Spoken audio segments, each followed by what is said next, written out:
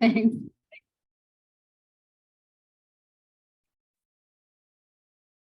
I think that's not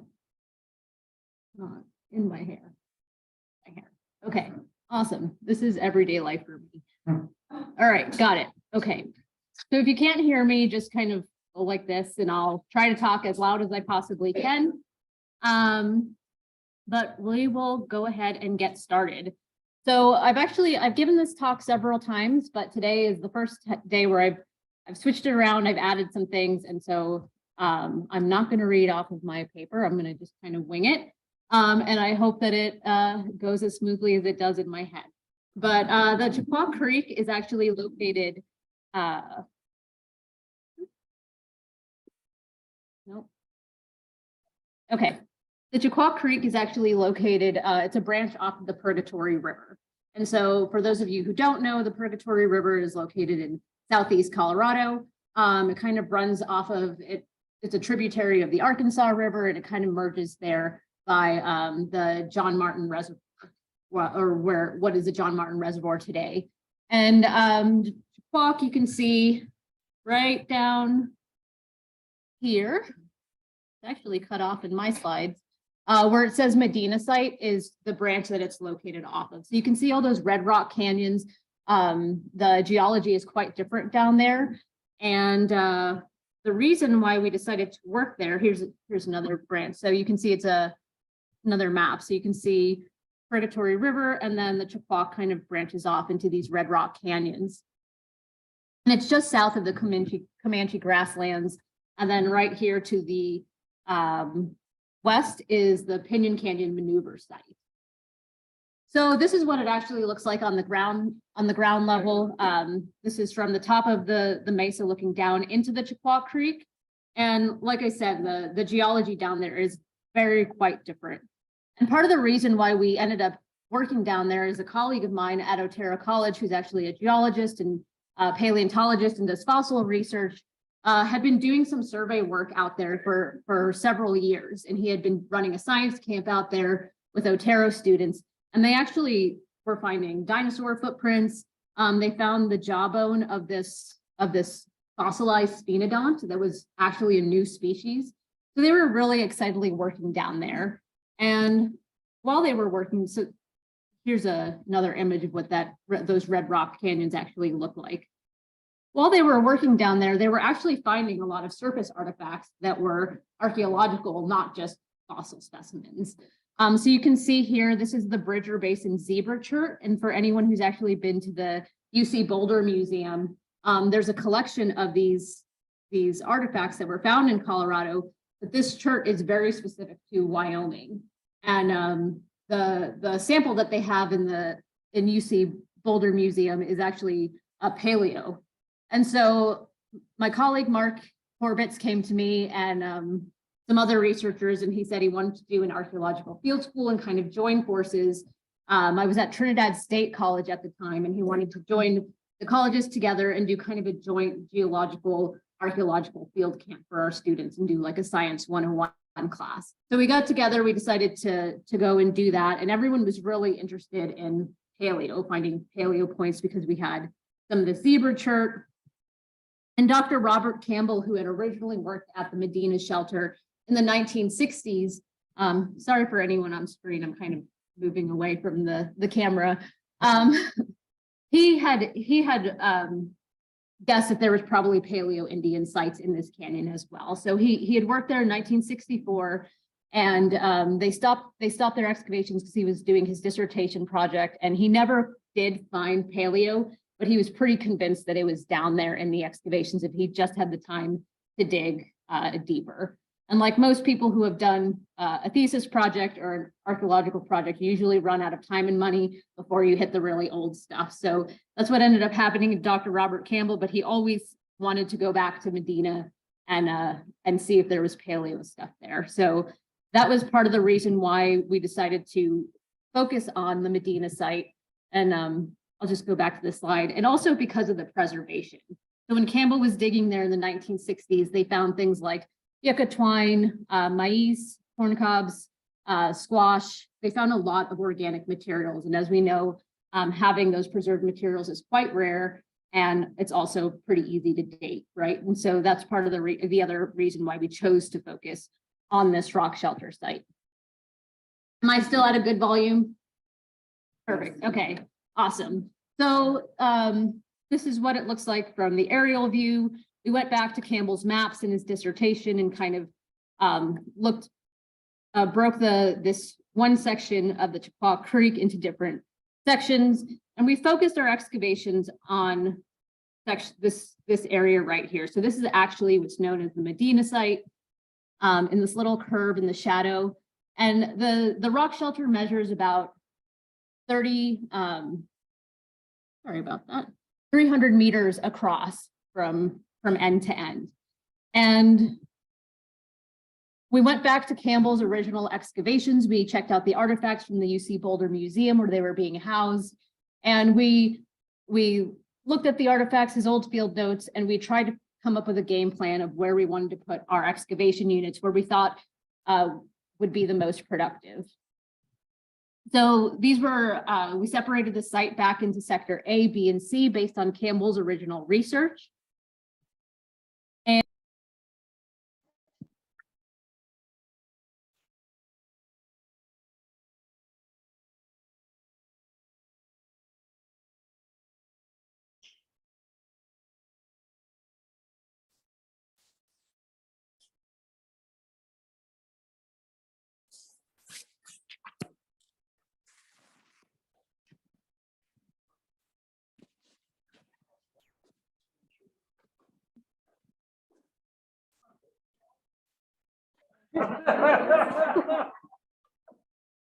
Well, let's see if we can fix that.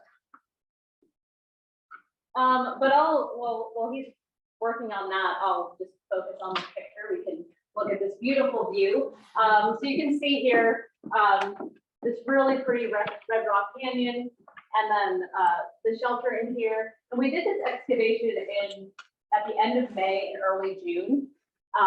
And it got really hot, really hot. By 10, 11 a.m. it'd be 110 degrees and the sun was just beating down on those poor field school students all day long. And so we ended up just working till about 1, 2 p.m. because it is just too hot to work. But I imagine in the spring and the fall, it's a beautiful time to be at the Medina Rock Shelter. So that was one of the questions we actually started looking at, because we had other overhangs in this little section of the canyon that was about a mile long altogether. And there was another rock shelter, which I'll show you later on in the slides, that's kind of on the back side there. And it was shaded, there's a nice berm that came up. And so we were kind of talking about seasonality, right? So maybe people were using this area year round, but they were living in different areas or working in different areas based on the time of year. Yes. Since we have a moment. Yes. The terrace, when was that inside? When's the terrace that the shelter's on is obviously the second terrace above the creek currently or something like that. Do you have a date for that terrace? Since you said you had a geologist working with you, so I just wondered if you needed the terrace. Yeah, so he And was, if you could repeat the question for people at home. yes, so he was asking about the terracing here. So right under where it says 5L8 Medina, you can see this kind of, there's quite a bit of erosion that went on there. And so, and you can actually see the water events kind of going down the side of the canyon. And so Mark Corbett had done a little bit of soil sampling, and we actually found a bison bone in one of the terraces. I'll show you a picture of that as well. And I think that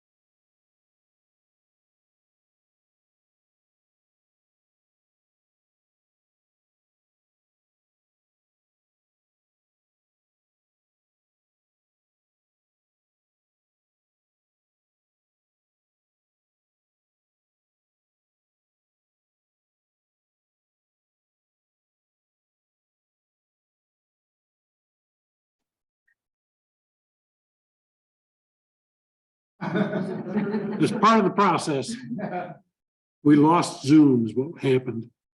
So, Let's see, what else? From Campbell's dissertation work, he actually did a lot of survey work in this region. And so he found some stone rings up on the mesa tops up there above the site. And that was another question about seasonality as well that we were looking at. We only found one piece of Micaceous pottery, and it wasn't even in our excavation down here. So, does anyone have any questions so far? I know we haven't gotten that far into it. Can you talk about the architecture of the event? Yeah, so I'll show a picture of the old homestead, but that's what the site is named after.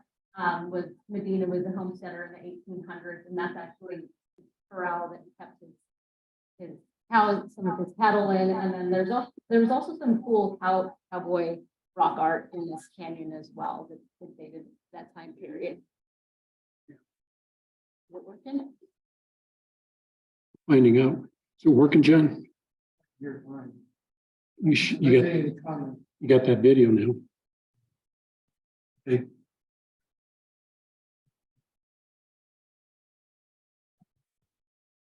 Now. Yeah. Turn it up. With some more volume, please. Okay.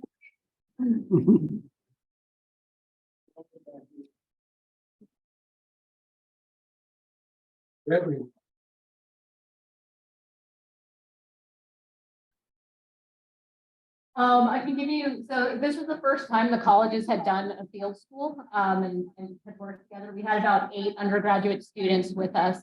And we were out there for 4 weeks total. And like I said, it was very hot. But this land at the time was owned by the Nature Conservancy. It's not anymore. It has been sold and is now under private ranch ownership. But the Nature Conservancy was great to work with. They actually housed our students for free. They gave us a nice old airplane hangar that had beds and showers, and like it wasn't roughing it for a field. They had Wi-Fi too, so they were very spoiled, and they complained a lot about the conditions. I kept threatening them, the more you complain, I'm going to take something away from you. But next week you're not going to have running water, because that's not usually how field schools work. So, but we had a good crew out there, and yeah. I don't want to get too much into the nitty gritty. Yeah. Yes. The image on the screen,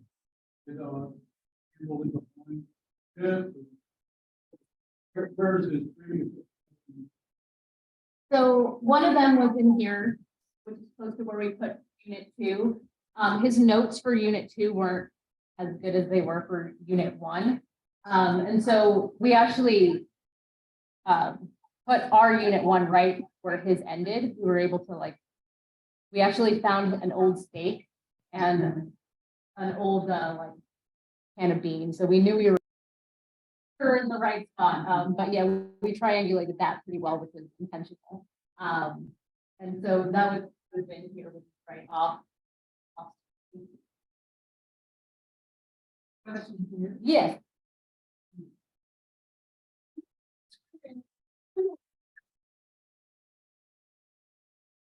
This one? Yeah, it was about yeah. Maybe a little taller. Yeah, and those were full size. There was rock art also as well, along this rock shelter, and I have some photos of that.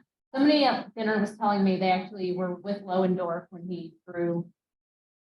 documented this rock art. Are we good? We're moving along. You have to use these buttons down here. Okay. Going home? Looks like it's going home, John? Okay.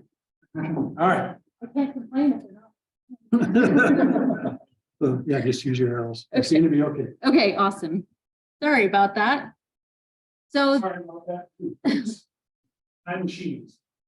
so this is an original map of Campbell's sector A, where he put his original trench. And as per that question, this is where we lined up our unit 1. You can see we're trying to triangulate based on his notes.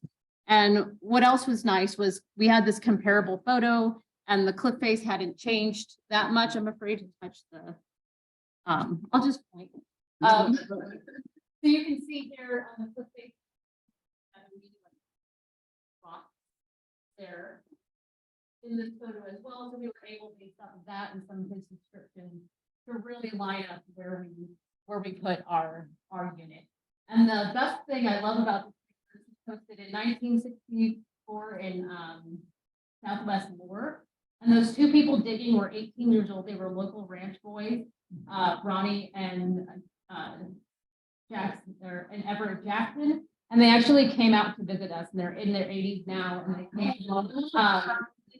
they still live in the area. They still have property in the area. And they were the ones who originally took Robert Campbell out to show him some of these local sites and the Medina site.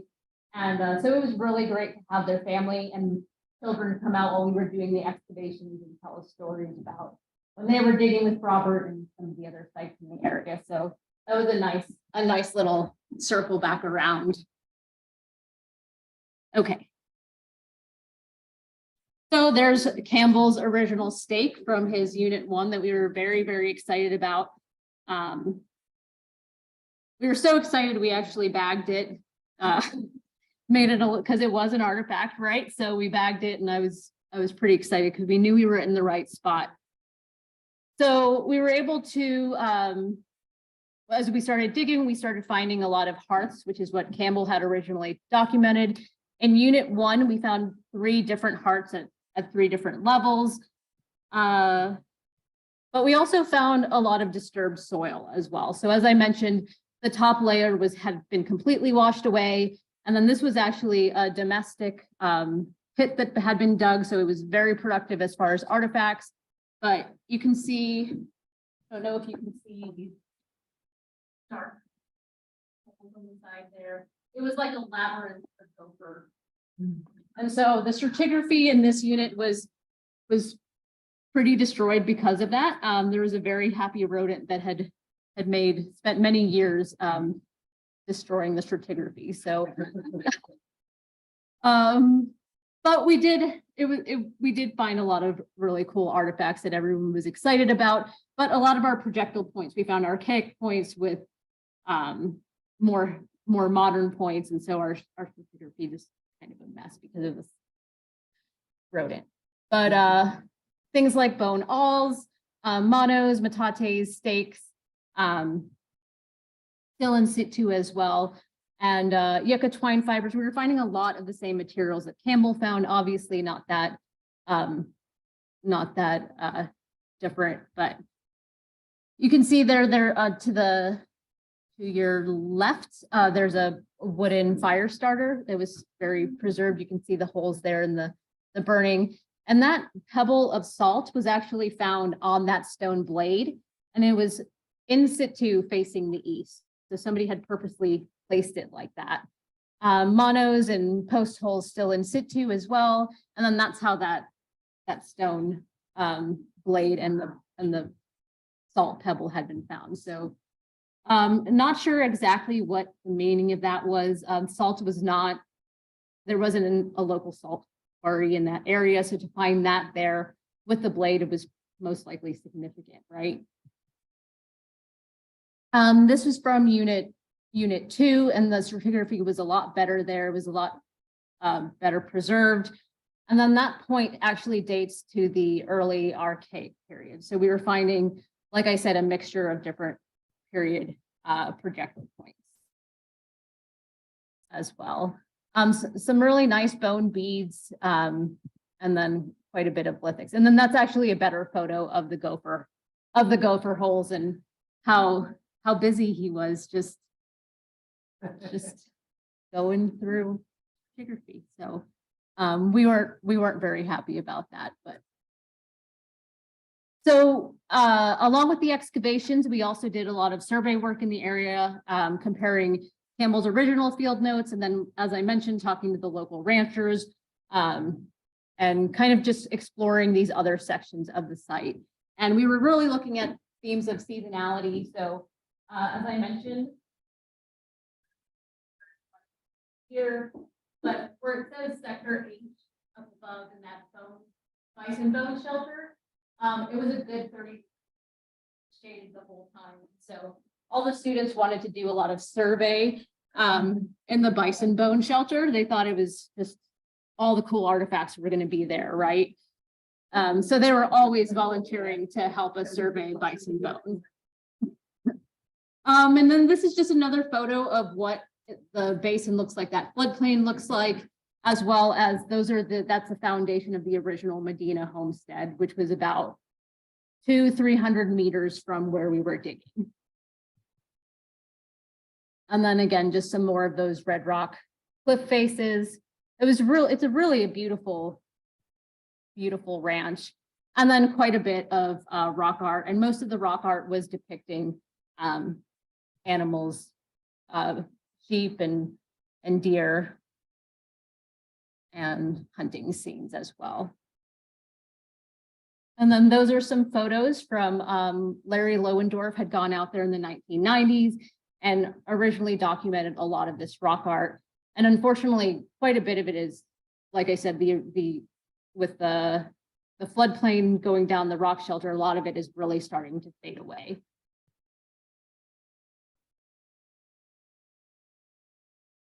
I don't know how well you can see these photos in the light. So as I mentioned, themes of seasonality and looking at how the temperatures range differently. Where we were digging in Medina, here on the left, the rock art wasn't as significant.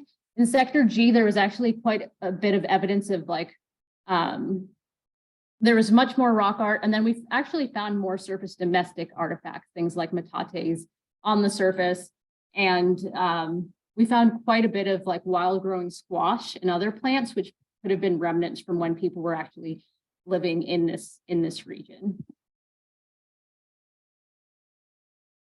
So here's, and for some reason, my slides aren't linking with what's on the screen. So that's why I'm moving a little more. But this is a drone view. We did a lot of drone mapping as well of the area.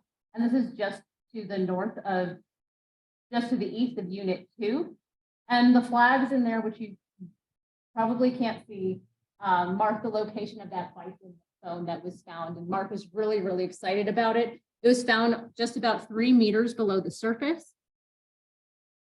And you can see there, that's Mark happily excavating his bison bone. And he, from things that he had read and work he had done in the area, he thought that there was a flood event probably present about 2300 BP. And he thought that's when this bison bone probably was deposited.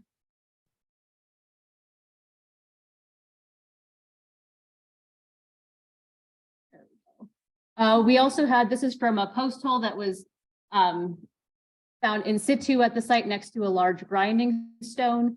And we were able to count the tree rings from that. It dated back 67 years. It was a pinyon pine.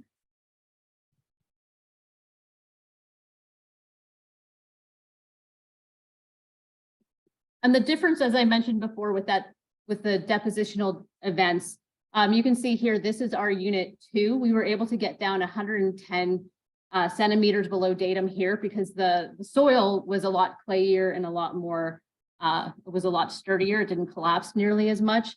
But in Unit 1, which was actually our more productive for artifacts, it was very sandy and it collapsed. It was constantly collapsing. So we actually had to kind of abort that unit, even though we didn't reach sterile because of that. So we made it to 80 centimeters deep at its deepest point, and then 60 centimeters where we had put the extensions in and then had run out of time. So as I mentioned, the Medina rock shelter faces east, so we were getting hit by the sun all day long. By 11 a.m., it was up to about 105 degrees in full north sun. And then at the bison bone shelter, it was a good 30 degrees cooler. So you can see here the overhang of the bison bone. And there was this really nice berm that kind of protected the site. and just kept it shady and cool all day long. So that was one of the things that we were looking at. We didn't find nearly as many surface ceramics at this shelter specifically. And I think part of the reasoning for that is because it didn't have the same erosional events as Medina did, which was getting affected by the floodplain quite a bit. And so our hopes were, there are all the students sitting on rocks, enjoying a shady survey day. But that was one of our big questions. If when we were going to go back in 2020, we were going to put units in this shelter as well to explore some of the seasonality. So in total, we found over 2,500 lithics, 256 faunal fragments, including corn, and then 20 corn cobs, more than 98 other organic materials, which included seeds, several wood fire starters, shells, bone awls, bone beads, and knotted yucca cordage, and as well as rabbit fur cordage. And these were collected in units 1 and 2. We thought our relative dates placed projectile points recovered in Medina to the late Archaic. And Campbell's original work at Medina had 2 carbon dates, which dated to between 810 to 810 AD, sorry, and 1140 AD. And then our carbon dates kind of fell in line with that as well. So they came back to 667 to 770 AD, and then 976 to 1100 AD. So we kind of were in the same time period as what Campbell's had come back as. So that's not the Archaic period, which is what our relative point dating system had shown us. So like I said, there was quite a bit going on with the deposition and erosion events with the water, as well as that gopher that just screwed up our stratigraphy. So our preliminary conclusions were that our season paired with Campbell's previous work showed that the Medina site was occupied by indigenous groups for thousands of years. The archaic points are present within the excavations as well as through the surface work we did. And by 700 AD, we have evidence for more sedentary use of Medina. We know this based on our agricultural finds.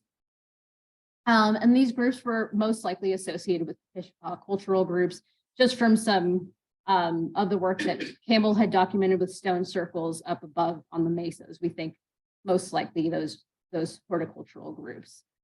By 1000 AD, evidence for arrow shafts and cane points illustrate that there could be an early Plains Apache affiliation as well. So we had all these plans for ongoing and future work. This was our plan for the next year, right? We were going to continue to excavate in Unit 1. We were going to do an expansion. We were going to collect more samples to establish the alluvial and environmental chronology.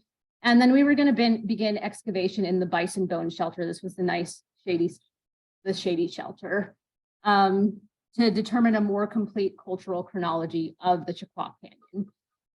Then COVID hit, and that's why there's a big red circle. We were not able to go back out there because of COVID. And then during COVID years, the ranch actually changed ownership and is now owned by a private ranch owner. And he's been kind of open to us going back out there, but won't commit to anything. So we haven't really been able to go back out to Medina. So as I mentioned, these are the logistical works. And what we've ended up doing is shifting our focus more towards opening an Otero repository. And so we're actually in the process of making a repository at the college that will be state certified museum to bring a lot of these local collections from the region back to La Junta. And as we started this process of doing this, started developing this repository and working with the state with that, the magical things started happening, like serendipitously. So one of them is this Baker collection. And Galen Baker was an archaeologist who actually worked at Otero College in the 1950s and 60s and into the mid 70s. And he did a lot of field work for Southeast Colorado and Northern New Mexico. The majority of items were transferred to the Trinidad State Museum after Galen Baker left because they were a state certified museum. And many of these items during the transfer process went missing. A lot of his notes disappeared. Some artifacts disappeared, and they're slowly starting to find their way back home. And so as we started working on this repository, it's like once a month, I get a call from someone who's like, I have something in my garage, or I've had something, you know, I used to go to Otero College. And so people have been slowly getting in touch with us and donating items. So this photo here, I actually just picked up 2 weeks ago from a man who lived in Fort Collins, but went to Otero as an undergrad in the 1970s. And when they were transferring items from the museum, there was a bunch of stuff that ending up in a dumpster.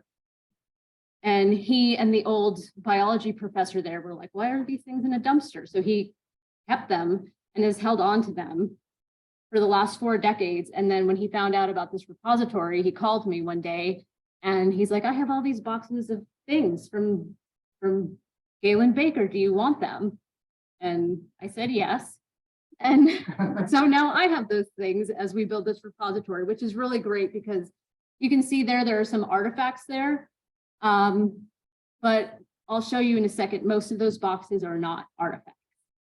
So the sad thing about Galen Baker is, as I mentioned, he did a ton of work for Southeast Colorado in the 50s and 60s and into the 70s. He worked specifically on the Trinidad Lake project before they filled it in, and was one of the defining archaeologists to define the Soapers period. Much of his work was done along the Purgatory River and Picket Wire and Bogle Canyons, as well as the tributaries to these rivers. Unfortunately, in the 1970s, Galen Baker developed a brain tumor and he started losing his memory. He couldn't remember a lot of places he had dug. A lot of students tried to work with him in his last years to transcribe a lot of notes and figure out, try and get as much information as they could before he passed. So what was in most of those boxes are boxes and boxes of Galen Baker's field notebooks and original hand-drawn maps, original maps with notes on them, boxes and boxes of just information about sites, about everything he had done, his entire career. He has manuscript drafts that are in these boxes that he hadn't published. It's just information, just so much information about archaeological sites in this area. And so I've actually brought, and I'll pass these around to show you some of what we have now. And it's like a Rosetta Stone in Southeast Colorado.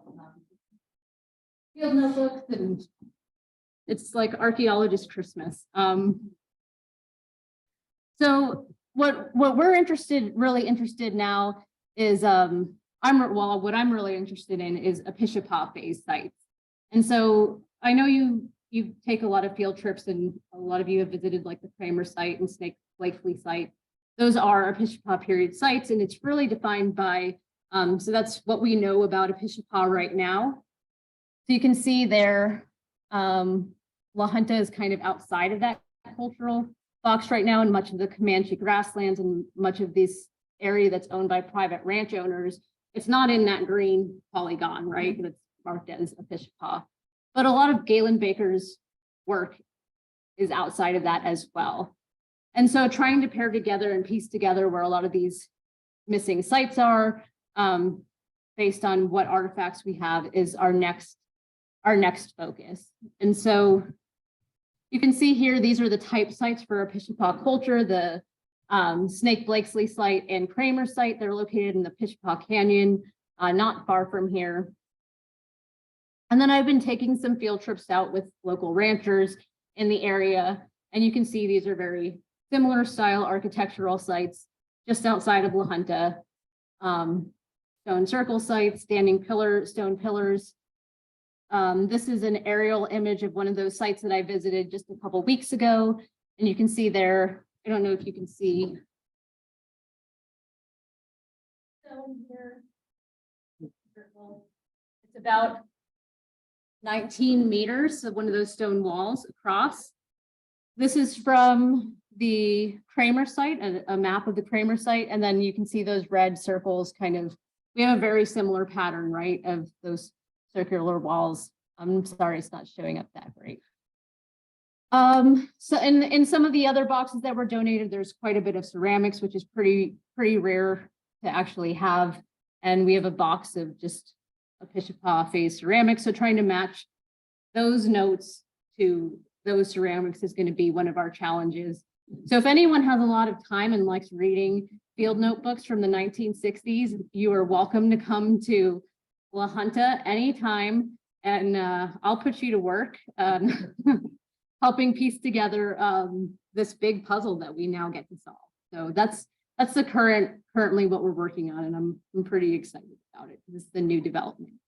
So I will leave you here with any questions, comments, or complaints. Any complaints you can send to Doug, because he's the one that found me and requested that I come here. So I will only take questions and comments right now.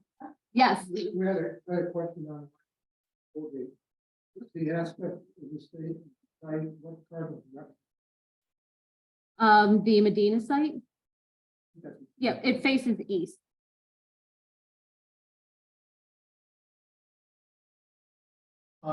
So that blade with the salt on top of it, that was found on the surface, will that mean that there's no water has touched that spot? For like 1,000 years? That wasn't found on the surface. Sorry, it was found in our excavation. It was found in situ, so it was found in place like that.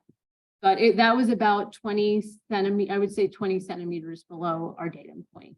Yeah. It appeared to have been. Yes. Yeah. The position of it and the way the salt was sitting on it like that seemed very deliberate. There's a question in the back. Early on the date. Was it?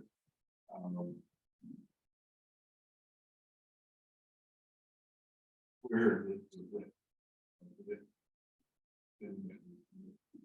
Yeah, that one was actually sadly found on the surface. It wasn't found in excavations. But it was found in the rock shelter. It was found like the first day when we were doing our surface survey. Yes. That's a little asked. What were your dates on corn? How was the Pishipa defined? And we even recognize the Pishipa in areas without arable land, fabulous sandstone for construction, or other diagnostic for Pishipa stuff.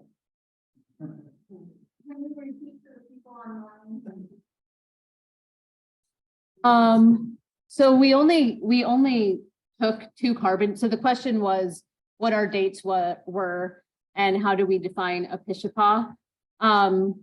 I'm not 100% sure that the Medina site is a Pishipa. We know we have horticulture in this area based on our finds. Our Campbell's original dates were 1140 AD and 810. And then ours were 667 to 770 calibrated, and then 976 to 1115. And those were not, we did not date corn. So I can't specifically speak to the date of the corn, but that's from the stratigraphy that the corn was also found in.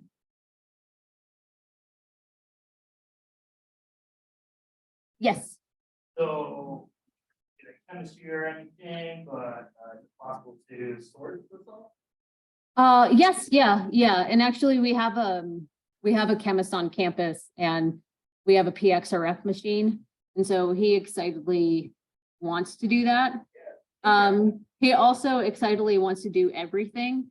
And so he's a great guy, Dr. Joel Gray.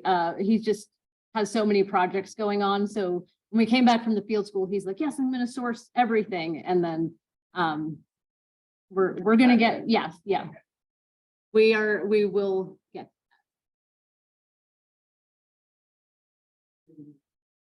Any of the excavation units reached bottom bedrock?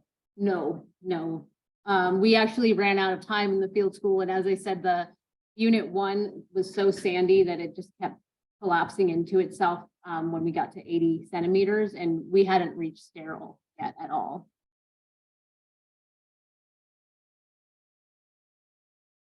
Yes. Yeah, the Colorado Archaeological Society went out there in the 1990s with Larry Lohendorf, and he actually surveyed a lot of it and has maps of it in the state site file and everything. In fact, somebody at dinner said that they were on that project. Yeah. Yeah.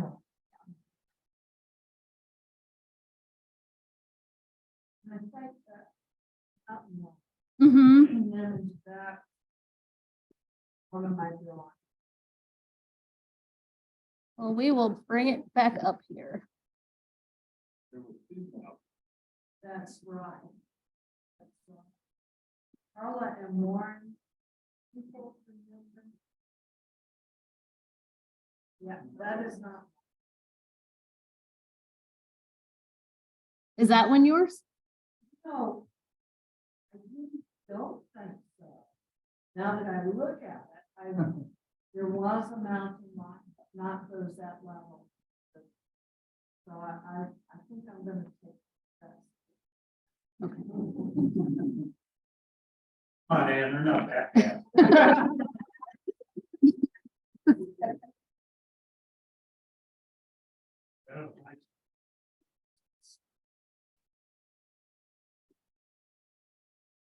Any Yeah. other questions, comments?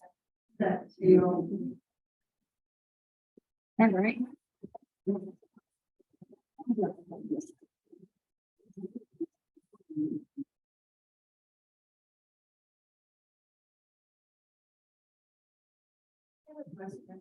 Yes. I don't know if this, it's for purgatory area, where the kitchen grounds are in that area. I picket fire, Mm-hmm. there is a